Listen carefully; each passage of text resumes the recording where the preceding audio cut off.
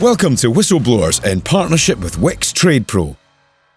Thank you very much for joining us for the bonus ball of Whistleblowers, your second instalment of the week. As tradition dictates, Mark Clattenburg is here with his referee's whistle, which he's forgotten for a change, and Ian Ladyman, who is, as we speak, typing out the intro to his next article that will probably generate 3 legal letters. What's your XG of legal letters, Ian? I've just had a message on my phone from a Mrs. saying, "Can you talk?" That's never a good type of message to get. No, it's not. Can you talk? But the answer's still the same, no. Well, yes, just not to you. Anyway, do the carry mouth on. dries when you get that message. It's horrible, isn't it? No, It's horrible, isn't it? What have I done? What have you found? Yeah. What have you Did I put the wrong bin out this morning? I mean, that's the least of your worries after being in Dubai for a week. I thought I'd buried that in my sock drawer. Oops. Anyway, let's continue. Move on. That was a really important and brief window into both of your If lives. she gets back to me during the show, I'll let you know what it is. I'll let you know what it is and how bad it is. I really hope it's not serious now after we've done that. Yeah.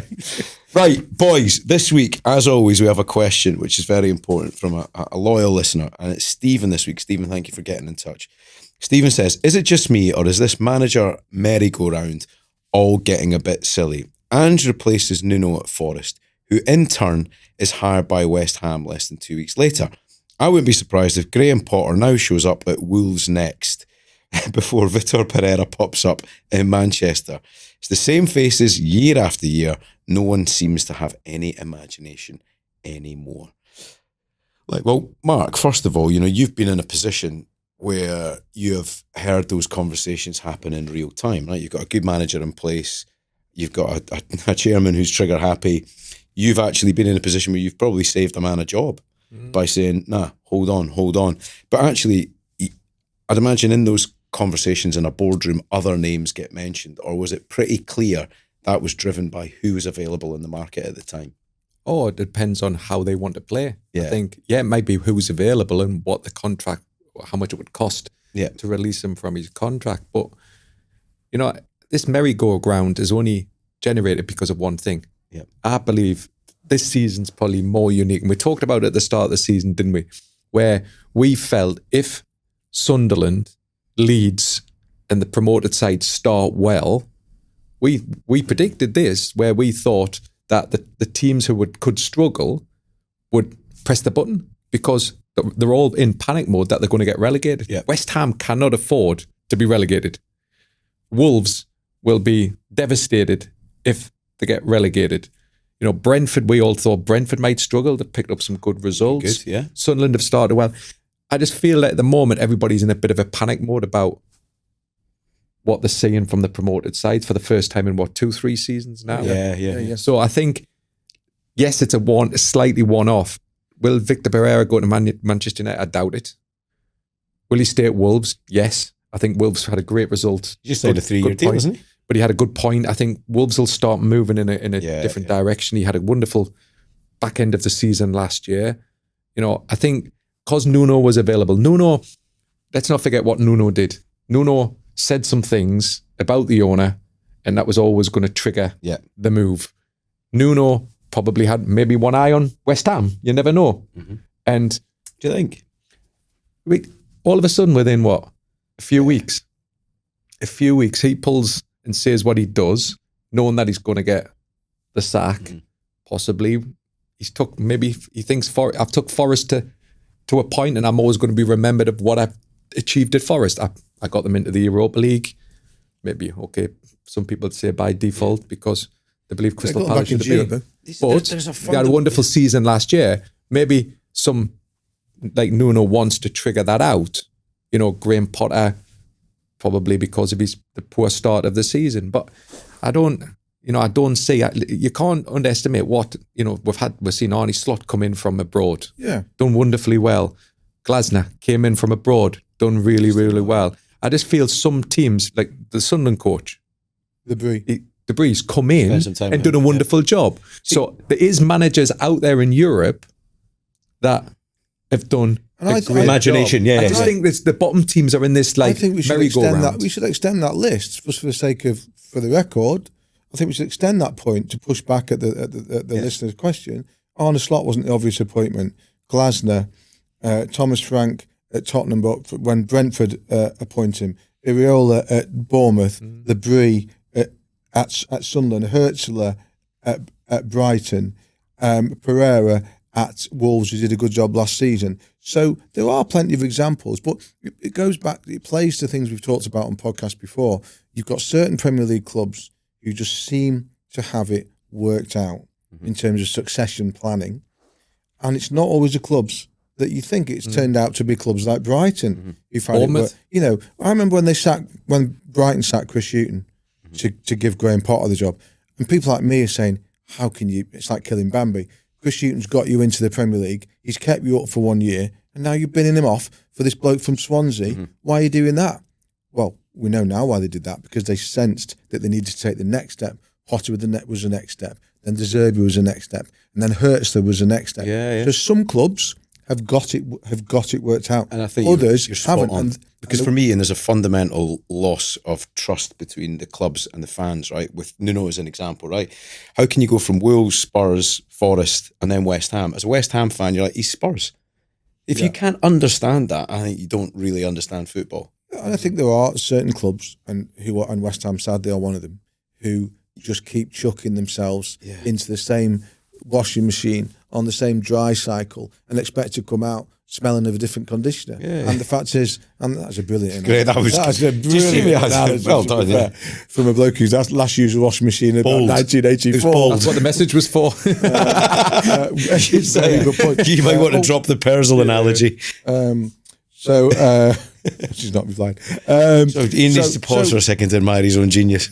So, but you know what I mean? There's certain clubs who aren't learning the lessons. I do, yeah. And then you've got other clubs who clearly have it. But that has to be a big thing, Ian, doesn't it? Like a club like West Ham, you have to understand how passionate the fans are and what they want. So by appointing Nuno, there's a risk. Because I think there's a Tottenham connection, though. He was there for such a short time. I know, but at the same time, it's like... It wasn't successful. He's been at every other club, though, isn't he? You want a guy that, I don't know... I would suggest he's got good Premier League experience. He does.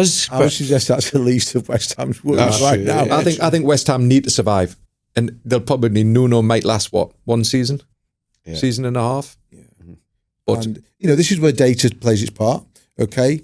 Great debate in football these days about data and the use of data, but there's absolutely no doubt in the world that clubs like the ones I've just mentioned, Brentford, Brighton, etc., are using data and analytics to get ahead of the curve in terms of managerial appointments. Yeah, that's true. Do you sense they're doing that at West Ham?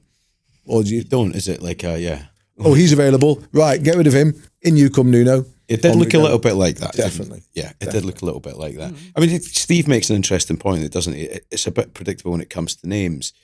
But I'm trying to think back through Premier League history when there was a name that came. Arsene Wenger's probably the greatest one of all time, isn't it? Pochettino's a good one. Who's this guy? Pochettino? Yeah, very good. And again, when Nigel Adkins was sacked by Southampton in the Championship, having, I think, kept them up the previous year or something. And again, people like me are saying that's a disgraceful thing to do. Oh, what, they've replaced him with this bloke from Argentina that no one's ever heard of and can't speak English. He couldn't even speak English. So, you know what I mean? Yeah. But also the way he handled the English thing was great. He could speak English, but he didn't want to tie himself in knots until he felt prepared to do it. I thought that was class. I think he was one because of what he then went on on to do at Tottenham. I remember him being in the dressing room. It was at West Ham. He was away. And he's coming in. And you think he can't speak much English. And then he started talking. Your English is better than mine. Yeah. I think you're right. I think you tried to hide it. I think it was a technique actually to understand what people were saying. Carlos, certainly one that Carlos Tevez used to use when he was at Manchester City, so he didn't ever have to do any interviews. I can't speak. Of course he could speak. I really genuinely, and this takes Stephen's point on, I think if I was involved in a board making an appointment of a manager, I think there has to be the right fit for the manager in the club, right? And that seems to me to be overlooked. If I think about my own club, Tony Mowbray just clicked with the club, clicked with the players, and clicked with the fans. It was perfect.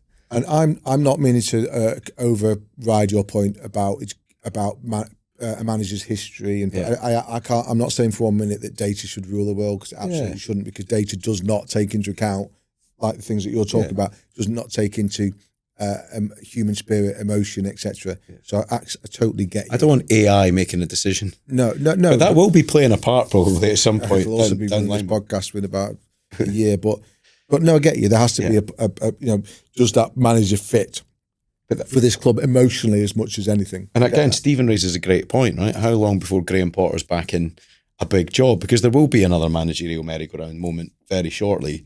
And who's in line? Graham Potter will be free and easy to move on. Yeah.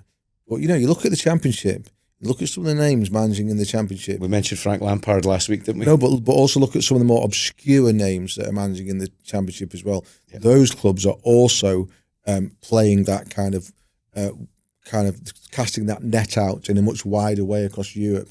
Now, some managers I talk to, some people I know who are closely connected to the League Managers Association, it alarms them a bit because they think that it's obstructing the pathway for young English coaches in places like the Championship. And there probably is a little bit of that at play, to be perfectly honest. But equally, there are clubs who get it, who absolutely get it right. Look what Sheffield. Danny Roll did an incredible job at Sheffield Wednesday under impossible circumstances. You know what I mean? That's just one to pluck out of the air.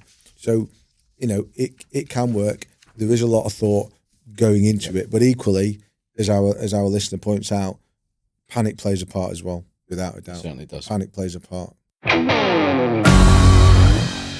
We know now that we're in partnership with Wix Trade Pro. Now, we all know the real pros want to spend as much time on the job as possible rather than kicking around in store, don't they? Exactly. And with Wix Trade Pro, you save 10% every time you shop in store or online. No minimum spend. That's like a guaranteed 3 points every week. VR's checked it and it's true. Right, and here's the real time saver. Wix Click and Collect, order online, you head straight to collect in store, grab what you need, and you're back on site before halftime. How about that? Which allows you more time to get the job done. Download the Wix Trade Pro app today, sign up, simple as that. Terms and conditions apply. Right, time now for football from the inside out. And this week, Mark, you have got a question for Ian. I've got it to Ian, yeah. So, Ian, with the tragic passing of Billy Vigar, which was really sad, and the debate around perimeters of pitches, of course. I want to ask you, as a football journalist going about covering difficult stories with as much respect as possible, so how would you cover the stories with as much dignity and much feeling about the actual story itself? You have to be a human being. You have to be a human being, and you have to ask yourself how you would want to be treated if you were on the other side of the fence, if you were the person who's about to open their door to a stranger, i.e. a journalist. And I think if you use that as a guiding principle, then you won't go far wrong. I always consider myself quite lucky in that my background was in local newspapers and as a news reporter. So I started as a young kid, well, not young kid, I was 23, on the Stoke Evening Sentinel back in the 90s. That paper sold 100,000 copies a day back then. It's probably more than the Guardian sells now. And Stoke being the type of place that it was and is, very provincial type of place where kind of Stoke means everything to people who live there. The local paper was important. So if you said you worked for Stoke Sentinel, they were like, oh, right, okay, in a way that they probably don't now. And the things that I covered there, I always say this, the stories that I covered as a news reporter absolutely gave me the perfect grounding for what I do now. Because when you have had to knock on the door, and Gordon, you'll have been there, knock on the door of a family who've just lost a relative in a car accident, could even be a child, knock on that door and say, oh, hello, you don't know me, I'm Ian, I work for the evening paper, I'm terribly sorry, but can I have a word with you about your loss? And when you've had to do that, which I've done many, many, many times, and it's amazing, by the way, I could probably count on 2 instances when I was told to F off. Most times I'd open the door and you'd go in and you'd give you a cup of tea and you'd talk. But when you've done that, being shouted at by Alex Ferguson ain't no big deal. I know. Okay, or whichever manager it might be. And you go, I went to coroner's courts, and you sit at a coroner's court, sit through an inquest of listening to people who've died in road accidents, and outside the court, you'd then approach the family, can I talk, do you mind? And that is those subtleties and those basic kind of practices, levels of decency that you have to use in those. Can you translate that into an example that you've been involved in for the Daily Mail, right? Where there's a difficult, story that's not only back page but front page, a tragic story, for instance.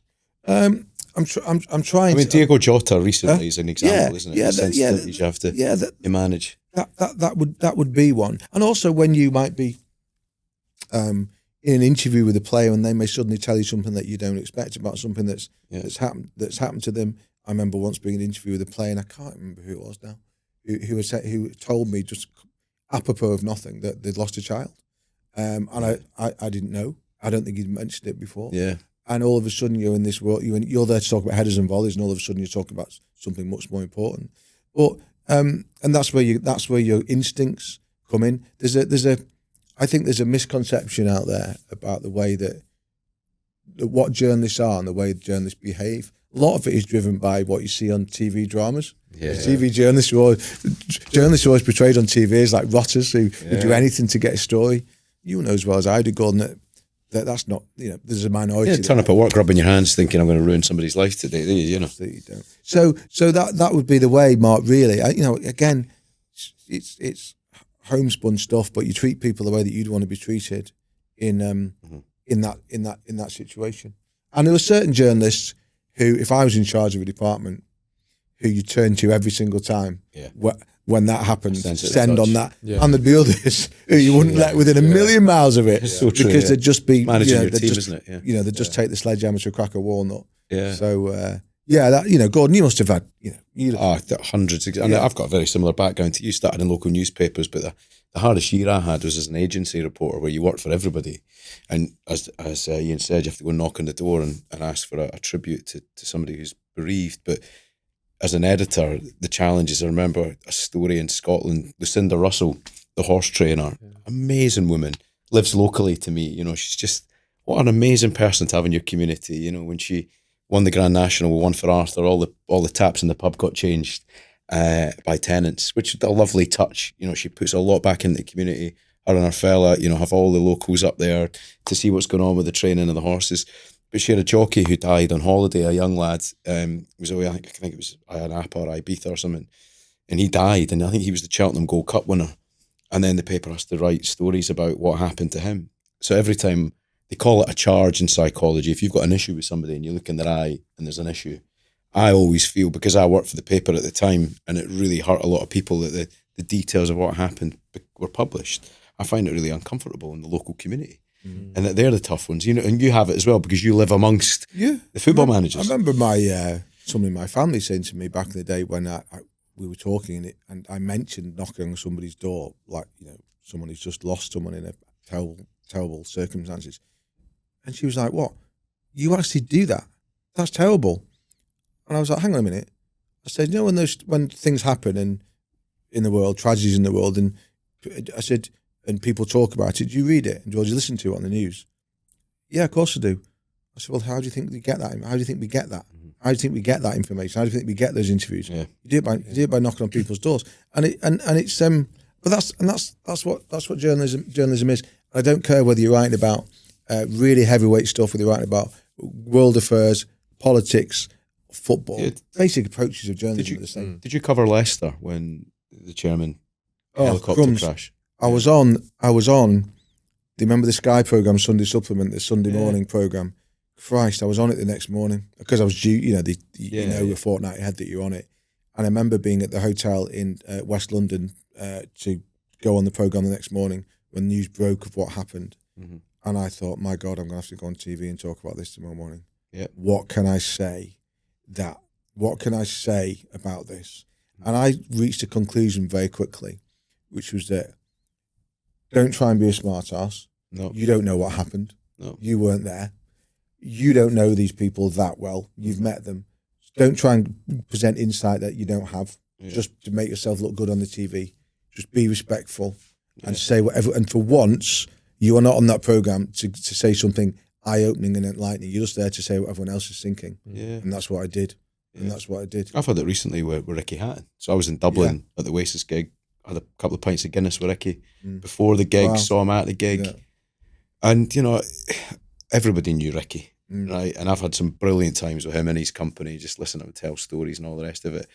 But, there was, I felt like there was a bit of a black cloud, But I don't know, how do you handle that? Do you talk about it? It's not for me to do that. But, they're the tricky situations where you've got a personal connection to it as well. And that must have happened to you countless times, where people involved, or you've been in conversations and you're aware of stuff, and then the pressure when your employer is paying your bills to write stories, and you know about it and you can't really talk about it, that's tricky.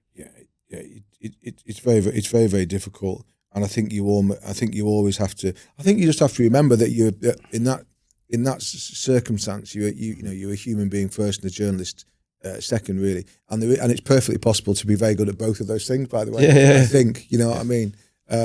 But Mark, you must have been on the field with players who you knew were going through stuff or things had happened to, or clubs used to even sometimes speak to you before the game. Gary Speed, the players lost a child. And it hadn't been publicised as much, but you then, because you as a referee, you've just said it, you're a human being as well as a referee with a side also to you, which has got to have some. For example, if a player pulls his shirt up and there's a slogan on, and automatically you're thinking it's a yellow card. No, I wouldn't.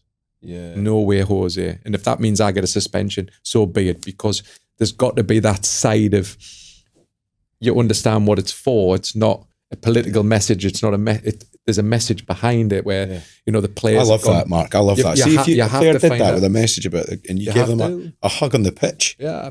I think everybody would. You have had players where you can see it in, the attitude in the game.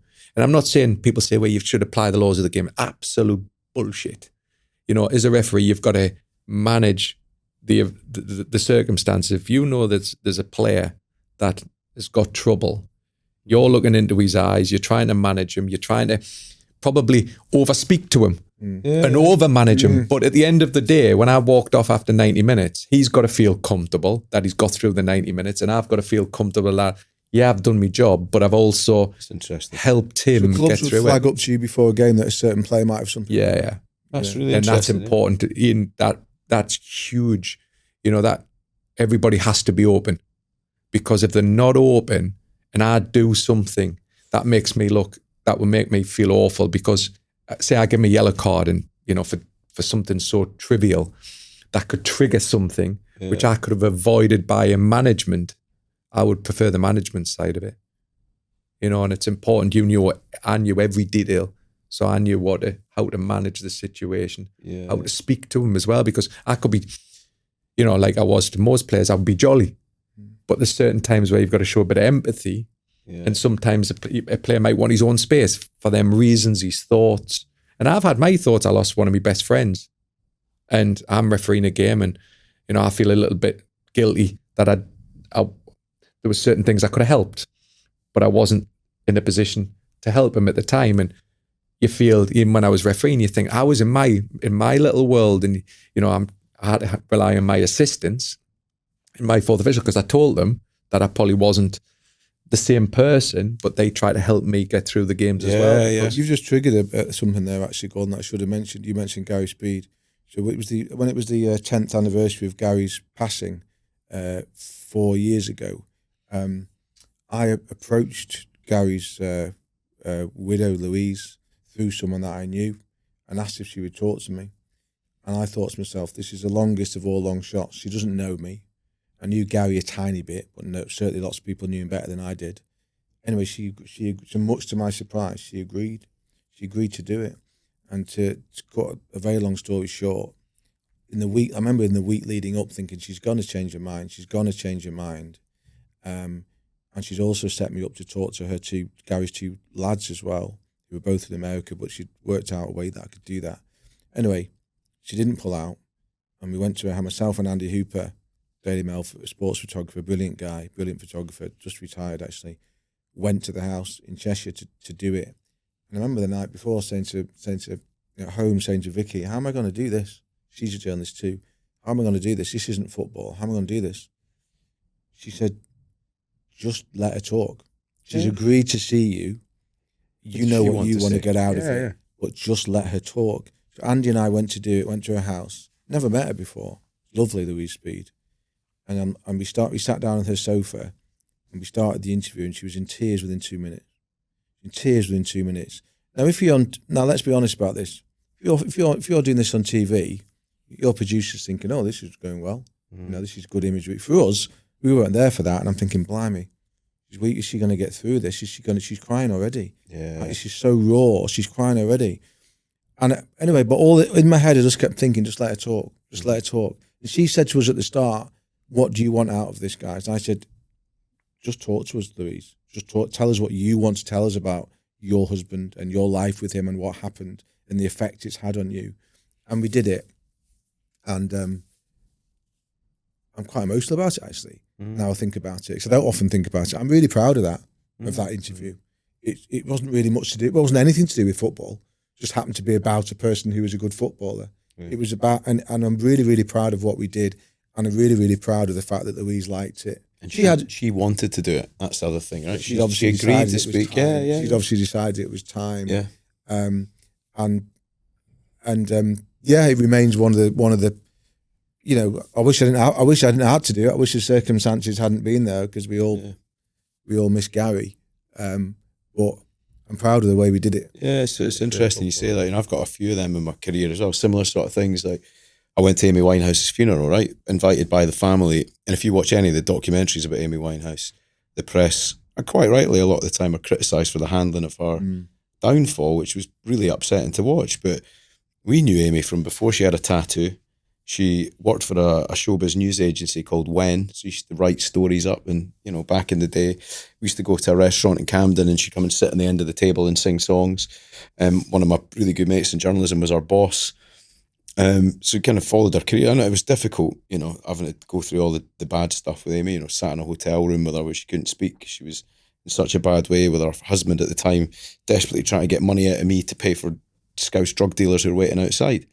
So that, you know, really difficult stuff. But then you have an obligation to talk to the family and report that. I was showbiz editor of The Sun at the time, and I got invited to the funeral. And then the obvious question is, you're gonna have to write it.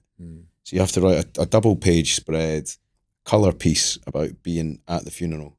But I was an invited guest. I didn't go and stand outside and write what I had seen. I was there. I was invited. But there were people there who really didn't want me to be there because of who I worked for. I think at the forefront of your mind in those situations, you always have to remember, you have an obligation to who you work for. Of course you do. Okay. And you want to do something, a piece of work that you're proud of. But you know you've got an obligation to the people that you're writing about in that situation. And it's absolutely possible to walk that line and make sure that the people over there are happy and that the people over there are happy as well. And in these circumstances, there's difficult subjects and harsh truths to examine. You know, Liam Payne from One Direction, I knew him from when he was 16 years old. And it doesn't feel right when you're writing about somebody younger than you passing away in circumstances like that. But it's tough. It is really tough. And it's a good question, by the way. Thank you very much, Mark, for putting that one. Mark. Yeah, difficult one. Right, boys, I think that's us, isn't it, for this week? Remember, email us, whistleblowers@dailymail.com if you've got a question like Steve. And get in touch with us on all of our social accounts. We're on X, we're on TikTok, we're on Instagram. You will find us there. Whistleblowers Pod. Any kind of variation of that, you'll find us on there if you type it into the search bar. Right, we'll be back next week. Can I just say, I think I'm all right. What is it? All good. Speak to you when you're home. I think I'm good. Yeah, at least the clothes aren't on the garden. Yeah, well, at least it means I'm allowed home. It's all right. I managed to light the fire with all your clothes in it. But by the way, the locks are changed. The locks are changed. The door to the shed is wide open. You're teasing the dog. The garden furniture is where you're sleeping tonight. Mark, have you got your whistle with you? No, I've got no. Of course you've not. Dear me, he's retired. I've retired too. Blow the full-time whistle. Yeah.